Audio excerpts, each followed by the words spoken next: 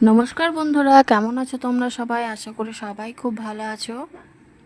আমাদের এখানে বিহারিদের ছট পূজার সময় ঠেকুয়া প্রসাদ খাওয়ার জন্য মনটা খুব ছটপট করতো।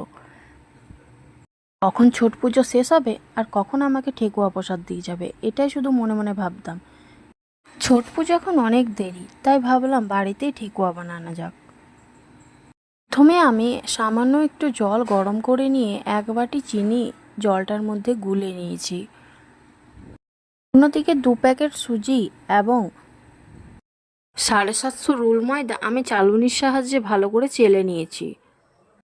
পরিমাণ মতো মৌরি আমি ওইটার মধ্যে দিয়ে দিয়েছি। সামান্য পরিমাণে খাবার সোডা দিয়েছি। তারপর পরিমাণ মতো সাদা তেল দিয়ে আমি ভালো করে ময়াম দিয়ে নিয়েছি। পরিমাণ কিশমিশ আমি ওইটার মধ্যে দিয়ে দিয়েছি এবং ভালো করে ময়ামটা মাখিয়ে নেওয়ার পর ডাব ডাব করে দেখে নিয়েছি ময়ামটা ভালো করে হয়েছে কিনা। গুলে রাখা চিনির জলটা দিয়ে আমি ওই ময়দাটা এবং সুজিটা ভালো করে মাখিয়ে নিয়েছি শক্ত শক্ত করে। অন্যদিকে তেল গরম করতে দিয়েছি কড়াইতে, ডুবো ডুবো করে ভাজবো বলে বেশি করেই তেল দিয়েছি।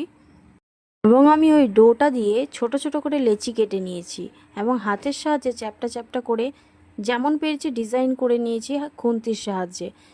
এবং ডুবো তেলে ঠেকুয়াগুলো আমি উল্টে পাল্টে লাল লাল করে ভেজে নিয়েছি।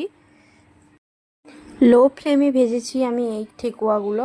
তোমরা কিন্তু লো ফ্লেমেই ভাজবে, না হলে ওপরটা শক্ত হয়ে যাবে আর ভিতরটা কাঁচা থেকে যাবে।